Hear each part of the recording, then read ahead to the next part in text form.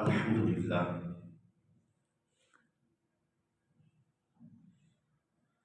الحمد للہ رب العالمین والعاقبۃ للمتقین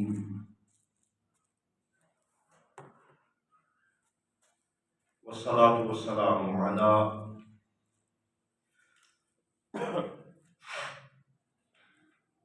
سید الانبیاء والمرسلین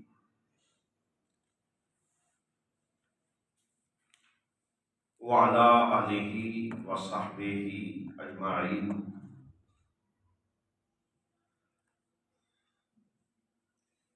اما بعد فاعوذ باللہ السمیع العلیم من الشیطان الرجیم. بسم اللہ الرحمن الرحیم. فوجد عبدا من عبادنا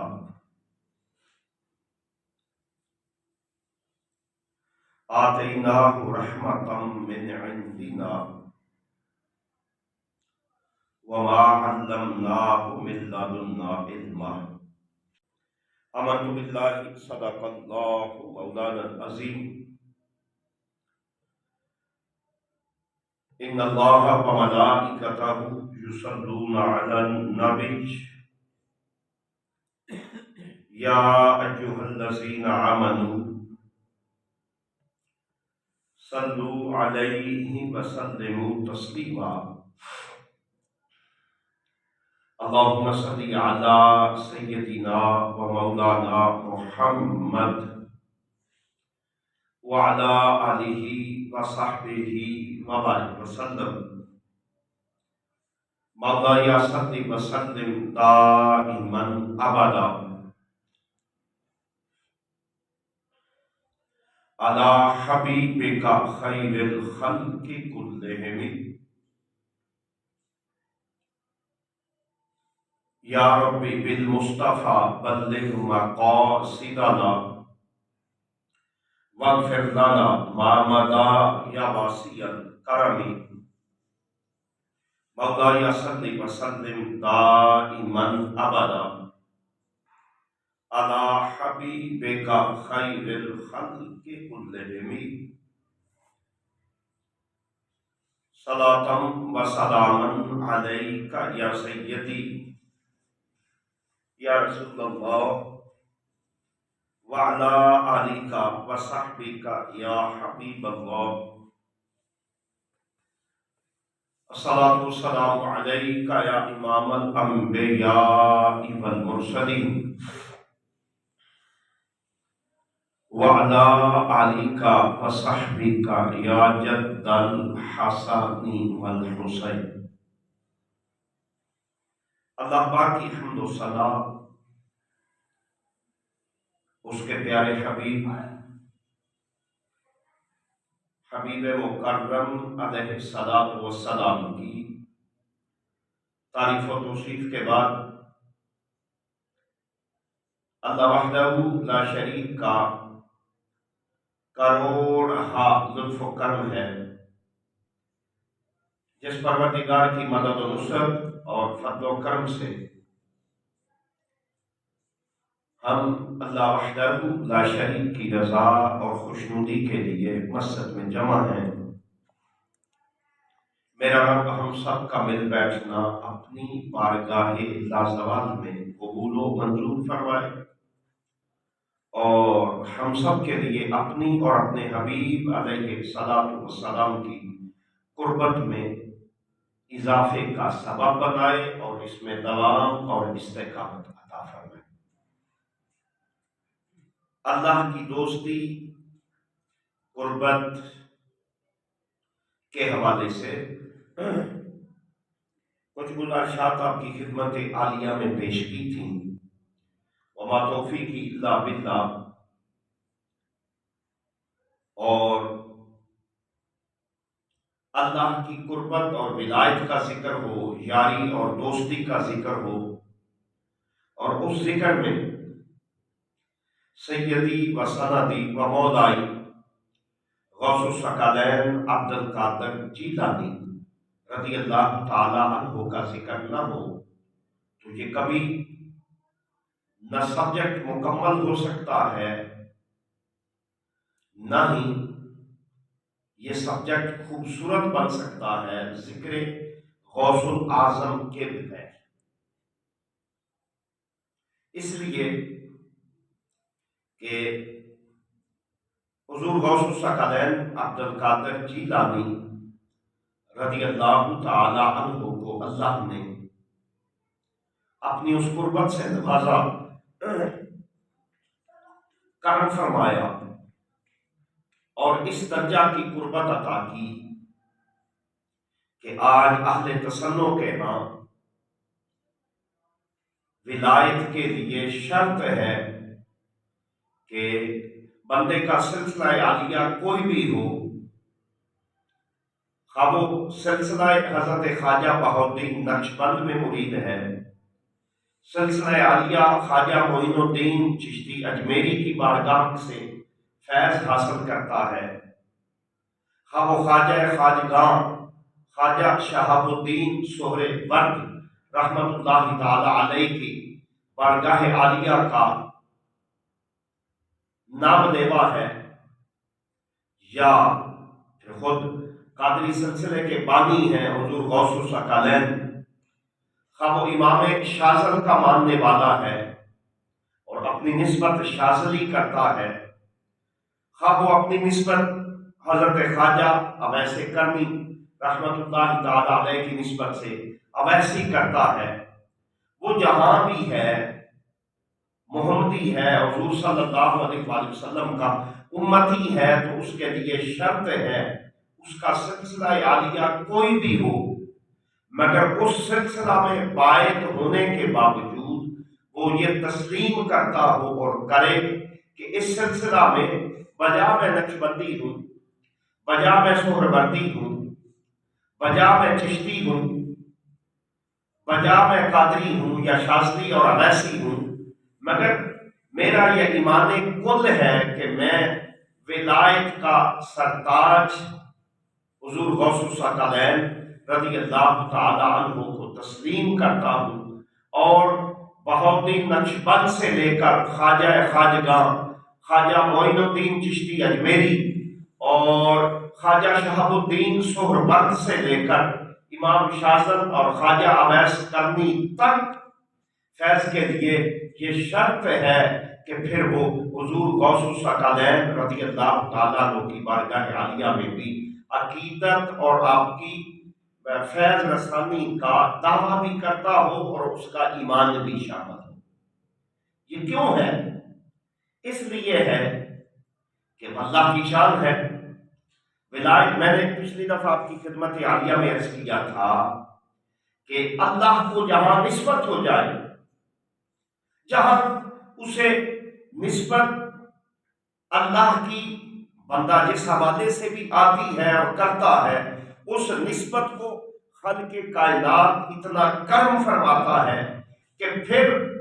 وہاں جانور بھی نسبت کرنے والا ہو، غلامی کا دم کرنے والا ہو، تو خالق کائنات اسے بھی اپنی پاک اور لارائب کتاب کا ذکر بنا دیتا ہے۔ مطلب یہ ہوا کہ پھر اللہ کی قربت کے لیے اللہ کے جو دوست ہیں، اللہ کے بیلی ہیں، اس نے جنہیں اپنا ولی قرار دیا ہے یا اس کی جماعت اولیاء میں وہ شامل ہوتے ہیں، اس کے لیے شرط یہ ہے کہ بندہ اگر اللہ کے راستے پر سیدھے اور سچے راستے پر چلنا چاہتا ہے تو اس کے لیے جو میرے مالک نے شرط رکھی ہے، اب دیکھیں نا، بندہ نماز پڑھنے کے لیے آتا ہے، وہ باوضو ہے، پاک کپڑے پہنتا ہے، صاف کپڑے خوشبوئیں لگا کے میں اللہ کی بارگاہ میں حاضر ہو رہا ہوں۔ اب جب بندہ اللہ کی بارگاہ میں حاضر ہونے کے لیے آتا ہے تو حاضرین محترم و مکرم، ہونا تو یہ چاہیے تھا کہ جب وہ مسجد میں آ گیا، اللہ کی بارگاہ میں جھک گیا، تو میرا مالک فرماتا کہ تجھے راستہ بھی نصیب ہو گیا اور تو صحیح اور سچے راستے پر ہے۔ پر اللہ نے پہلے شرط رکھی، آپ میرا سائل بن گیا، جی مالک تیری بارگاہ میں آ گیا، وضو بھی کیا ہے، ظاہراً باطناً طہارت بھی حاصل کی ہے۔ جب طہارت حاصل کر لی ہے، اب نماز کے ظاہری فرائض بھی پورے کیے، باطنی بھی پورے کر دیے، ٹھیک ہے جی، اب کیا ہے؟ اللہ فرماتا ہے میرا سائل بن جا۔ اس نے پہلے بندہ، یہ اصول ہے نا دنیا میں، کسی کے بھی دروازے پر جب جائیں نا، تو جب دروازے پر جاتے ہیں سائل بن کے، تو بندہ جس کے دروازے پر ہوتا ہے کہتا ہے جی تسی بڑے آدمی ہو، بڑا خاندان ہے، بڑے سخی ہو، کوئی علم ہے، فقیر بندے کی تعریف کرتا ہے، اور تعریف کے بعد اسے توقع یہ ہوتی ہے کہ مجھے کچھ حاصل ہوگا۔ اب بندے کی جب تعریف ہے، ممکن ہے بندہ خوشامد سے کر رہا ہو، ظاہری بات ہے اسے لالچ ہے، وہ اگر اس کی تعریف نہیں کرے گا تو وہ اسے کیا دے گا؟ وہ کہے گا تو میرے ساتھ لڑائی کرنے آ گیا، جب لڑائی کرنے آ گیا تو پھر میں تجھے، وہ تعریف کرتا ہے، وہ خوشامد بھی ہے، اور اب جس کی تعریف کر رہا ہے اسے علم بھی نہیں کہ یہ اندر سے بھی میری تعریف کرتا ہے یا نہیں۔ بندہ کسی کے خیالات کو تو نہیں جانتا نہ، وہ یہ دعویٰ کر سکتا ہے کہ میں وہ جی مائنڈ ریڈنگ میں ایکسپرٹ ہوں، اور میں جو تصور اور خیال ہے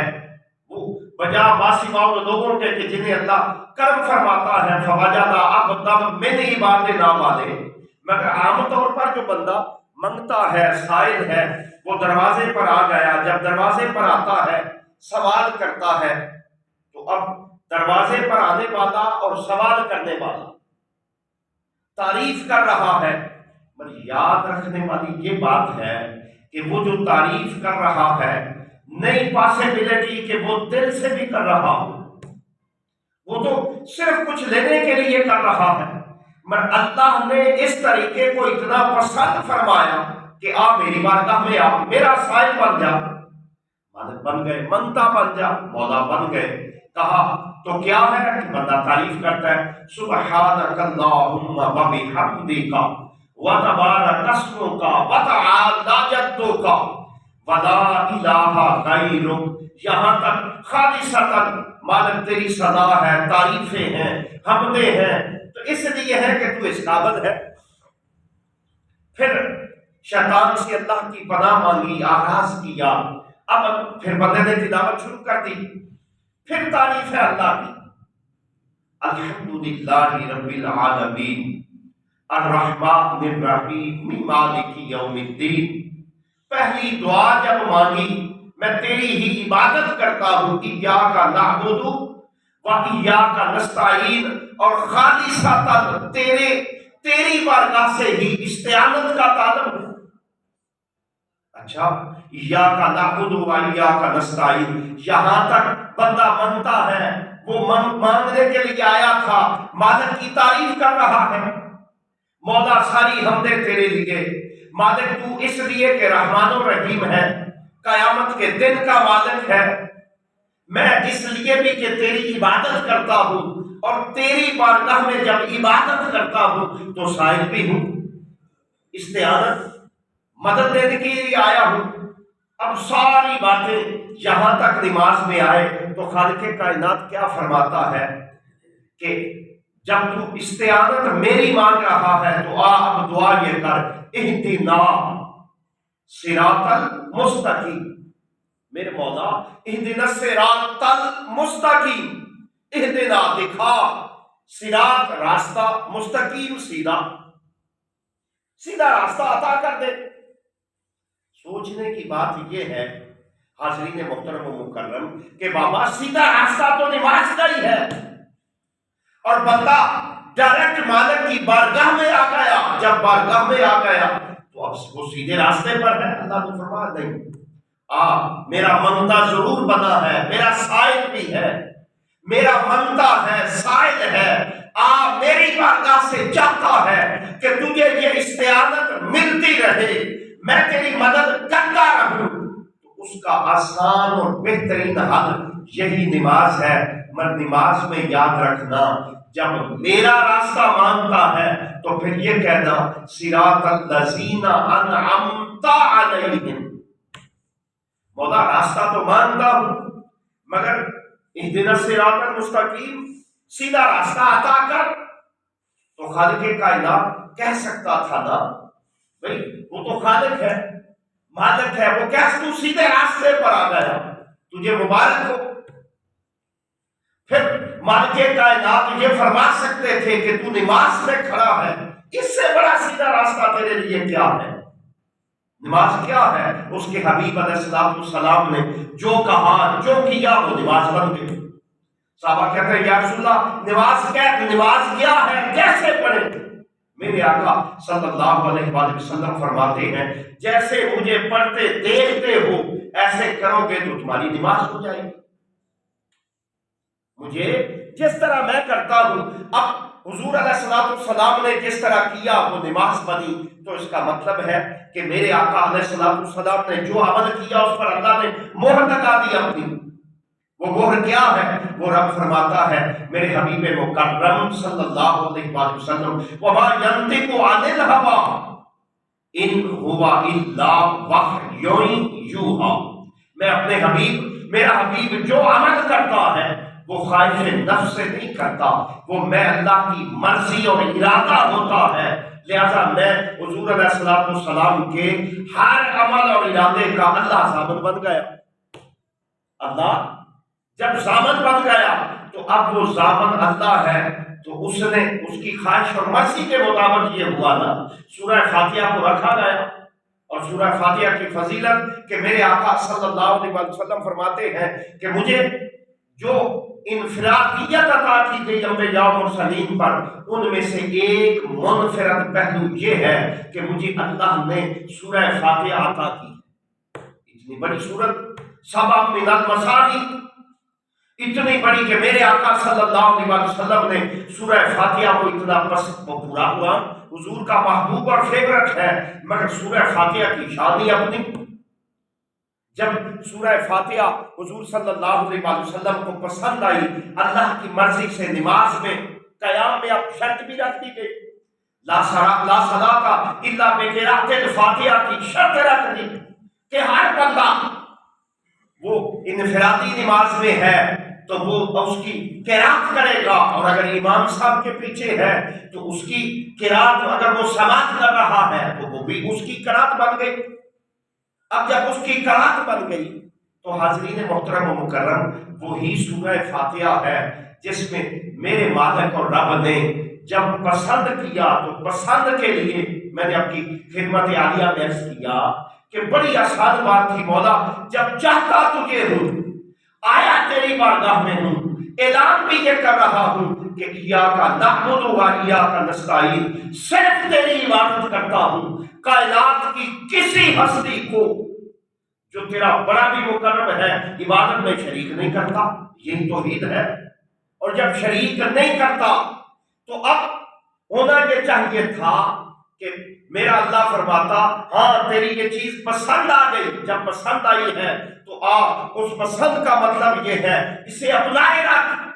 اللہ نے کہا پسند ہے، پر اگر چاہتا ہے یہ تیرے لیے دوام اور استقامت بن جائے، اگر چاہتا ہے کہ تیرے لیے صراط مستقیم بن جائے تو اکیلا نہ رہنا، ایک ہی نہ بننا، اس جماعت کا حصہ بن جا۔ میرے مالک کس کا؟ صراط الذین انعمت علیہم، اس جماعت کا جس پر میں نے انعام کیا، یعنی میرے اولیاء میں، میرے مقرب اور میری قربت والے لوگوں میں شامل ہو جا۔ تو آپ کیا شامل ہوں گے تو محبت نہیں ہوگی؟ بھائی بندہ شامل ہوتا ہے محبت کی وجہ سے، جس کا مطلب یہ ٹھہرا کہ اللہ نے ان شرائط میں سے شرط یہ رکھ دی، آیا میرے پاس ہے، مانگنے آیا ہے، سائل بنا ہے، مگر مانگنے اور سائل بننے کے باوجود یہ پلے باندھ کے رکھنا بات کہ مجھے منانا چاہتا ہے، تو اس کا سب سے آسان راستہ یہ ہے صراط الذین انعمت علیہم، میرے محبت والے انعام کن پر ہوتا ہے؟ ابھی ہم وہ مفسرین کی طرف جائیں گے تو شاید یہی ہمارا وہ سارے وقت کے لیے وہ میں جس کے لیے صرف آگے چلتے ہوئے کہ اللہ نے شرط یہ رکھی ہے کہ مجھے پانا چاہتا ہے، میری قربت حاصل کرنا چاہتا ہے، تو اس پانے اور قربت کے لیے شرط یہ ہے، میرے راستے پر آ۔ اور میرے مالک تیرا راستہ کیا ہے؟ کہا میرے بندوں کا راستہ ہی میرا راستہ، میرے بندوں کا راستہ جن پر میں راضی ہو گیا، جنہیں میں نے اپنی قربت عطا کر دی ہے۔ اور بندوں میں سے ہی پھر اللہ ایک اور جگہ فرماتا ہے کہ فوجد عبدا من عبادنا آتیناہ رحمۃ من عندنا، پس پا لیا فوجد عبدا من عبادنا۔ میں نے کہا نا اللہ فرماتا ہے میری جماعت میں آ جا۔ مالک تیری جماعت کون سی ہے؟ کہا ان بندوں کی جماعت جن پر میں نے انعام کیا ہے۔ اور جب انعام کیا ہے تو اب ایک انعام کا اور ایک اور جگہ بھی فرمایا کہ فَأُولَٰئِكَ الَّذِينَ أَنْعَمَ اللَّهُ عَلَيْهِمْ مِنَ النَّبِيِّينَ وَالصِّدِّيقِينَ وَالشُّهَدَاءِ وَالصَّالِحِينَ وَحَسُنَ أُولَٰئِكَ رَفِيقًا۔ یہ بندوں کی تعریف فرما دی۔ اور یہ بھی ایک بندے کی فرماتا ہے، اللہ کہہ سکتا تھا کہ میں نے اپنے بندے پر انعام کیا۔ اب دیکھیں نا قرآن حکیم کا انداز ہی خالق کائنات کا کہ وہ خالق ہے، مالک ہے، اور صرف خالق اور مالک عام صفت نہیں، خالق کل ہے، مالک کل ہے، مگر وہ کیا پیارا انداز اختیار فرماتا ہے اپنے بندے حضرت موسیٰ علیہ السلام کی ملاقات ہے حضرت خضر سے۔ اور جب حضرت موسیٰ حضرت خضر کے پاس پہنچے، کبھی یہ تعصب اور نفرت کی اینک اگر ہماری اتر جائے، سوچنے کی بات یہ ہے کہ حضرت موسیٰ تو اللہ کے نبی اور رسول ہیں، جس پر کوئی اختلاف نہیں۔ حضرت موسیٰ علیہ السلام اللہ کے نبی بھی ہیں، رسول بھی ہیں۔ حضرت خضر پر بڑے کم لوگ نبی ہونے کی بات کرتے ہیں، اجماعی طور پر اہل تسنن کے ہاں آپ ولی ہیں۔ حضرت خضر اللہ کے ولی ہیں، مگر قربان جائیں اگر اللہ مجھے اور آپ کو اپنے دروازے پر لا کے اعلان یہ کیا کہ میری قربت چاہتا ہے تو اسی راستے پر جس پر میرا انعام ہوا، اور اپنے محبوب بندے اور رسول حضرت خضر کو بھیجتا ہے، حضرت موسیٰ کو بھیجتا ہے، کس کے پاس؟ بیت القدس میں نہیں، بیت اللہ کی حاضری کے لیے نہیں۔ اب سوچنے کی بات ہے، ایک لمحہ کے لیے آپ کی خدمت عالیہ میں عرض کرتا ہوں کہ بھائی نبی تو کائنات کا سب سے افضل اور اعلیٰ عہدہ ہے۔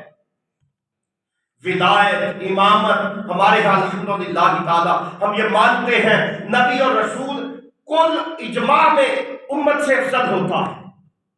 جب افضل ہوتا ہے حاضرین محترم و مکرم، تو پھر ہونا تو یہ چاہیے تھا کہ حضرت خضر موسیٰ کی طرف چلتے۔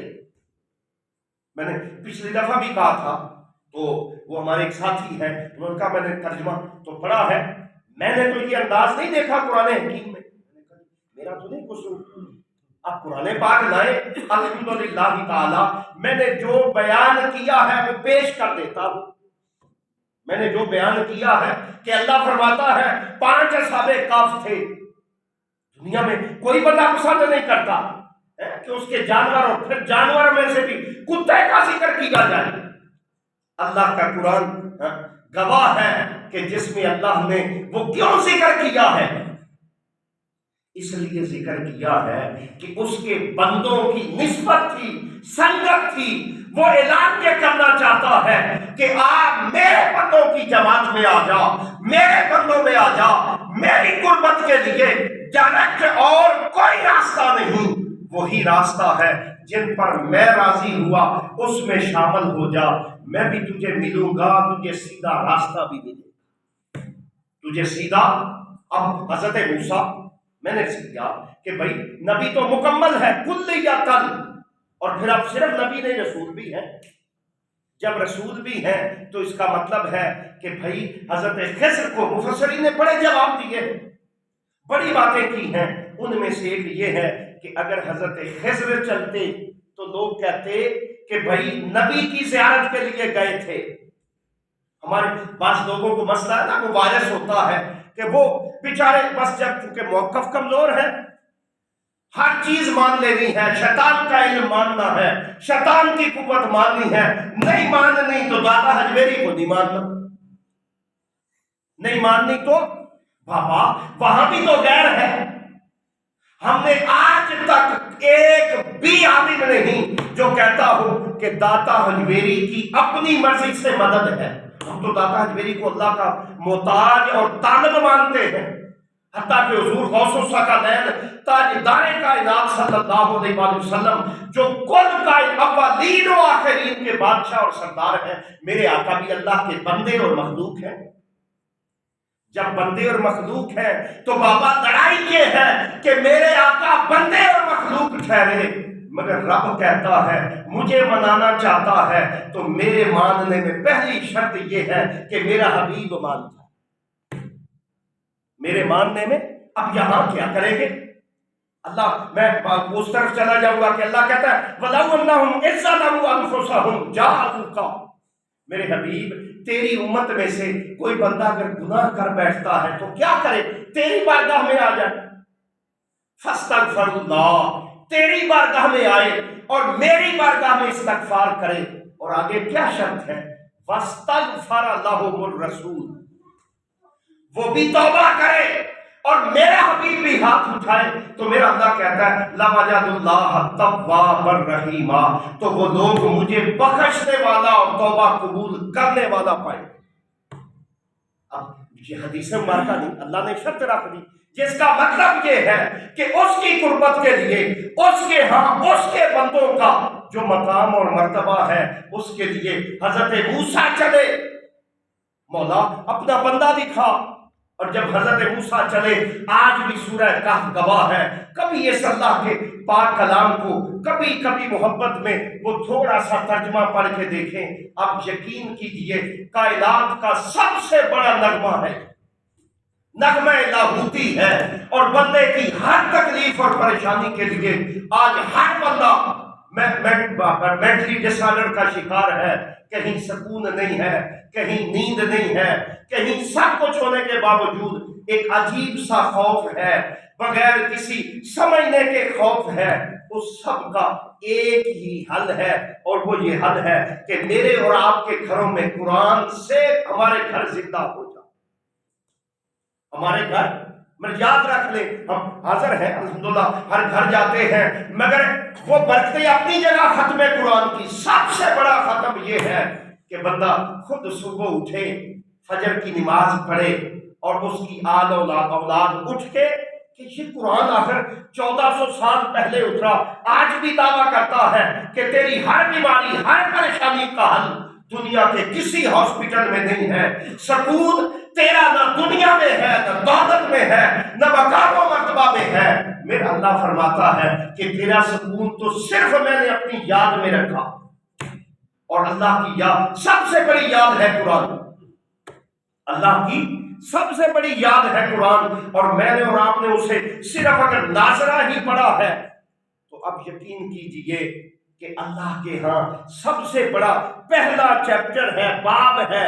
قبر کا۔ وہاں اللہ کو کیا جواب دیں؟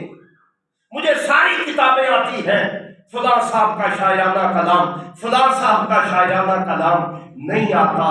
تو کبھی اپنے دل پر ہاتھ رکھ کے دیکھیں کہ قرآن نہیں آتا۔ اور یاد رکھیں قرآن صرف بندے نے پڑھ لیا الف لام میم ذالک الکتاب لا ریب فیہ، اب میں بیچارہ فتویٰ تو نہیں دے سکتا، مگر قرآن کا مقصد پورا نہ ہوا۔ قرآن کا مقصد اس وقت پورا ہوا کہ جب الف لام میم ذالک الکتاب لا ریب فیہ مجھے اور آپ کو کہتا کیا؟ مجھے اور آپ کو ھدی للمتقین، وہ جو دعوے کرتا ہے، مگر اس کے لیے اب یقین جانیے ہم سب کچھ کرتے ہیں۔ صبح بچہ سکول نہ جائے گا تو والدین، ماں اور باپ اس لیول کی پریشانی میں ہوتے ہیں کہ پھر شاید دنیا لٹ گئی۔ احساس ہونا چاہیے تعلیم کا، مگر کبھی ایک لمحہ کے لیے، مگر اس میں شرط ہے کہ کبھی ہمارے والدین مصلی پر آئیں تو پھر اولاد کو کہہ سکیں گے۔ ہم کیا کہتے ہیں کہ میں تو 8 بجے اٹھوں مگر میرا بیٹا تہجد پڑھے، میں، اور پھر جس کا رزلٹ کیا ہوتا ہے، اب یقین کیجئے بچہ جوان ہو جاتا ہے، قاری صاحب اس کی شادی کی ہے، شادی کے بعد اب عالم یہ ہے کہ وہ اپنی بیگم صاحبہ کا تو معتقد ہے، مسجد والدین نے اسے پیدا کیا ہے، ان کا نام و نشان بھی نہیں، کوئی تعویذ ہو جائے، کوئی تعویذ نہیں ہے۔ سب سے بڑا تعویذ یہ ہے کہ جب ہم نے اسے اچھے سکولز میں بھیجا، اچھے اداروں کا انتخاب کیا، جب میں نے اور آپ نے اسے یہ کہا کہ میرا بیٹا سب سے اچھے سکول میں پڑھتا ہے، مگر وہ سب سے اچھے سکول میں پڑھنے کا مطلب یہ ہے کہ آپ کا بیٹا اور بیٹی بالغ ہے، اور اللہ معاف کر دے شاید اسے طہارت کا علم نہ ہو، کبھی پوچھے تو صحیح۔ اور یہ تو پہلا علم ہے، کوئی بندہ عالم نہیں ہو گیا، وہ مفتی بھی نہیں بن گیا کہ اسے اگر غسل کے 4 فرض آتے ہیں، وضو کرتا ہے، وضو کے فرض آتے ہیں، وہ کوئی مقنع یا مفتی یا علامہ نہ ہو گئے، یہ تو پہلا چیپٹر ہوا۔ ابھی تو وہ 6666 آیات ہیں، اور اب یقین کیجئے روز کی اگر بندہ 2 آیتیں ترجمہ کرنا شروع کر دے تو سال کے 365 دنوں میں سارا نہ صحیح قرآن کا 1/3 حصہ کم از کم ایسا ہو جاتا ہے کہ بندہ وہ قرآن کے الفاظ سنے تو اسے وہ ترجمے کا علم ہو۔ ہم کہتے ہیں سارے کام مولوی کے رکھے ہیں، تنخواہ نہیں دے دی، قاری صاحب نے کہاں جانا ہے، یاد رکھ لیں یہ سارے معاملات ایڈیشنل ہیں۔ سب سے بڑا معاملہ میں نے عرض کیا، آپ کا بیٹا نماز روزے کی طرف لگ گیا، اب منصب کا تو میں نہیں کہہ سکتا کہ اسے پروٹوکول میں گاڑی بھی مل جائے گی، جھنڈا بھی مل جائے گا، نہیں، مگر اتنا ہے کہ رات کو اس کی والدہ سوئی ہوتی ہے تو نماز مل گئی تو وہی نمازی بیٹا ہوگا جو رات کو ماں کی زیارت کر کے سوئے گا، جو رات کو اگر اسے A فار ایپل اور صرف B فار بوکی پڑھایا، صرف یہ پڑھایا کہ کتنا اچھی اکیڈمی اور سکول ہے، کتنا اچھا ہے، اب سٹیٹس پر جو مرضی لگاتے رہیں کچھ بھی نہیں، جب تک میرا اور آپ کا سٹیٹس تبدیل نہیں ہوگا۔ اور وہ پیسوں کا نام نہیں ہے، وہ اگر پیسوں کا نام ہوتا تو کوئی تو دنیا میں ایسا بندہ ہوتا جو کہتا میں نے اتنا پیسہ حاصل کر لیا ہے، اس کا رزلٹ یہ ہے کہ میرے لیے یہ کافی ہے، میں پرسکون ہو گیا۔ نہیں ہوتا بندہ، کیوں نہیں ہوتا؟ کہ سکون تو کہیں اور ہے جو میں نے اور آپ نے نہ حاصل کرنے کی کوشش کی۔ میں نے پچھلی دفعہ کہا تھا کہ غوث الثقلین کے بڑے لائے، اللہ ہمیں اس میں دوام اور استقامت عطا فرمائے، مگر حضور غوث سے یہ انشاءاللہ وہ سلسلہ ہمارا فواجدہ عبدم میں نبھا دینا، جس پر میں ختم کرتا ہوں کہ حضور غوث الثقلین سفر میں ہیں، آپ کی والدہ نے کہا بیٹا میں کوئی اتنی بڑی لمبی چوڑی عالمہ تو نہیں ہوں کہ تقریر کر دوں، صرف اتنی بات ہے کہ بیٹا زندگی میں کوشش یہ کرنا کہ جھوٹ نہیں بول۔ کیا کرنا؟ نہ تسبیح دی، نہ ورد دیا، نہ وظیفہ دیا، چور پڑ گئے، چوروں نے سب جو کوئی تھا لوٹ لیا۔ حضور غوث الثقلین سے بندہ کہتا ہے کیا نام ہے تمہارا؟ عبدالقادر۔ ہے کچھ تمہارے پاس؟ ہاں ہے۔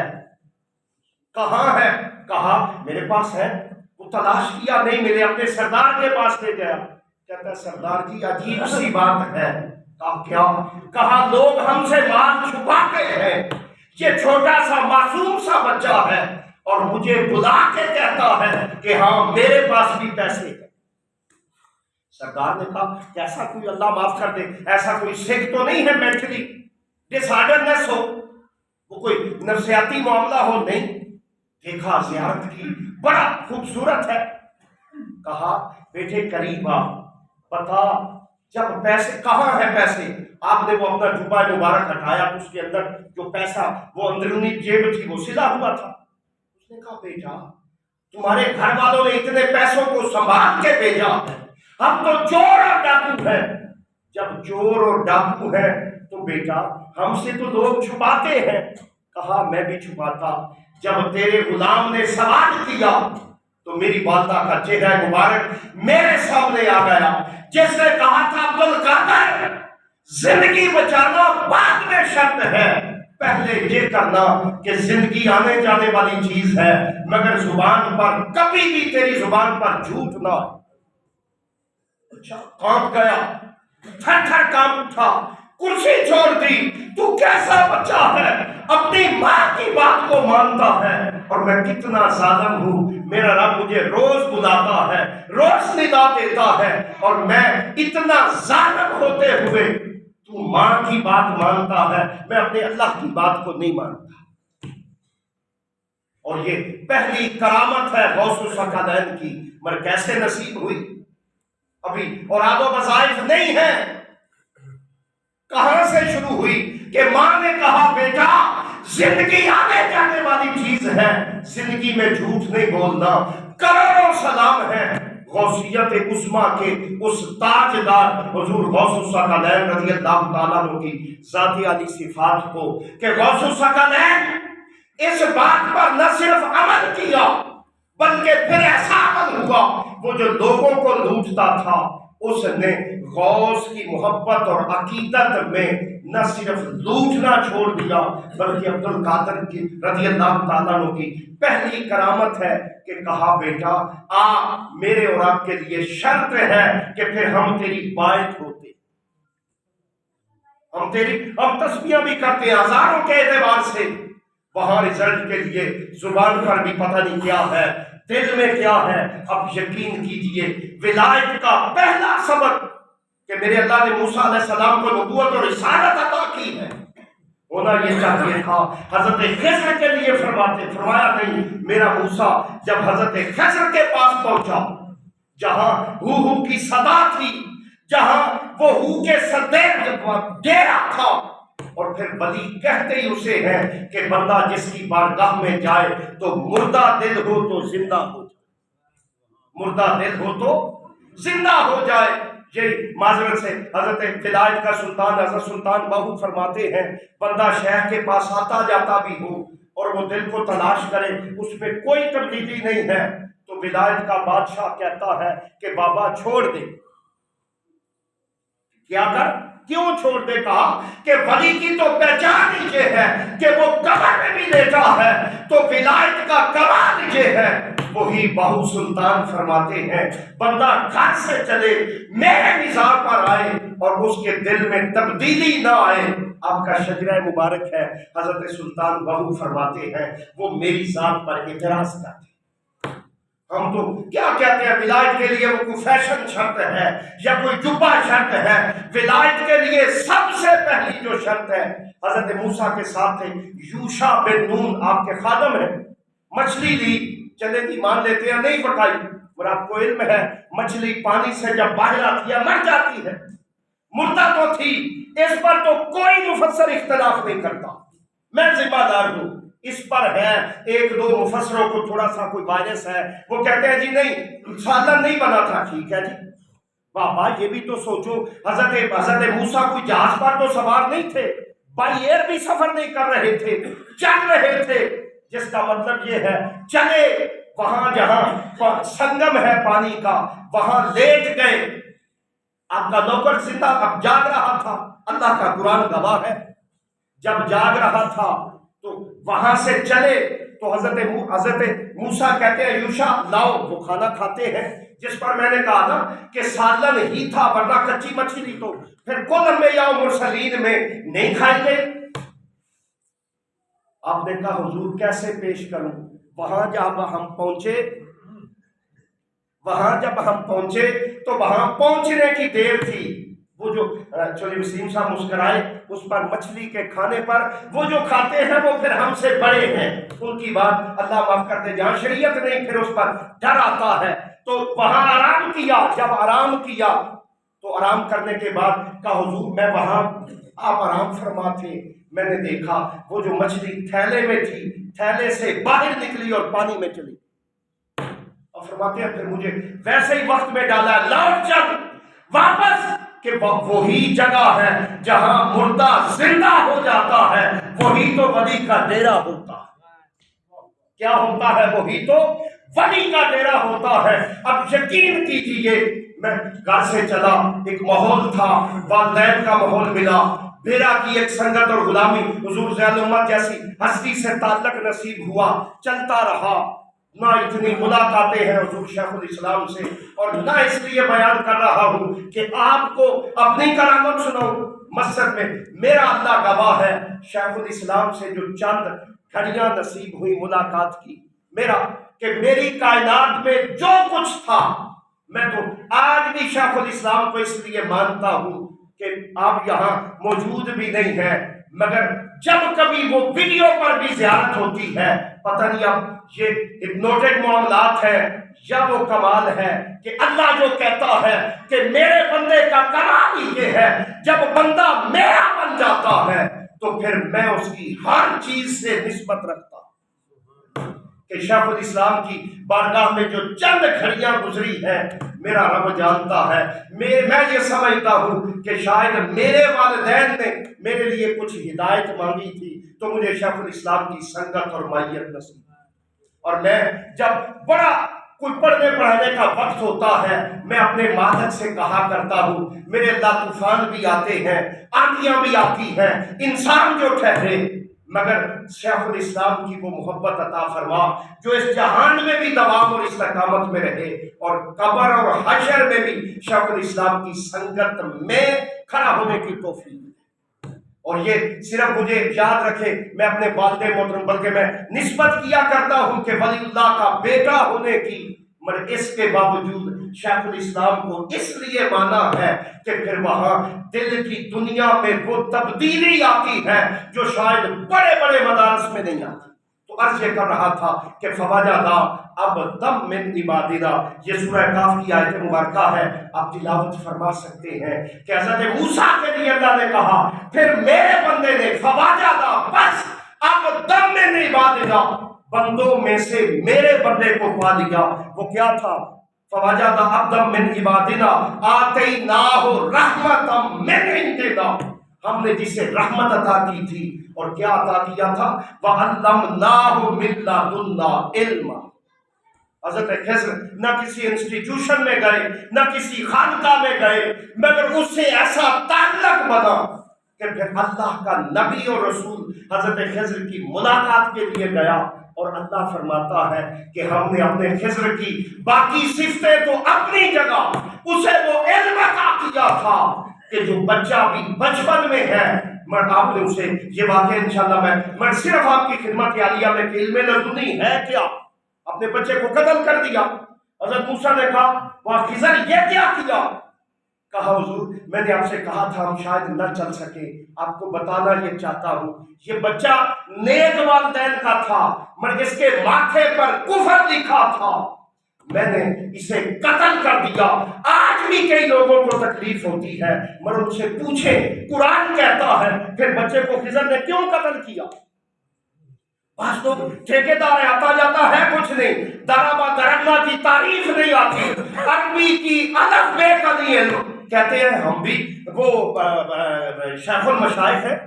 بابا یہ تو قرآن کی شان ہے کہ وہ سب کچھ پڑھنے کے باوجود بھی بندہ وہاں سائل ہے، کچھ نہ ملے، اور پھر بلال جیسا حبشی آئے بارگاہ مصطفی میں، تو میرا محبوب صلی اللہ علیہ وآلہ وسلم اسے وہ کمال عطا کر دے کہ آپ نے جنت میں حوروں کی سردار نے کہا حضور آپ بادشاہ ہیں، مولا اور مخدوم ہیں، مجھے بھی کچھ عطا کریں۔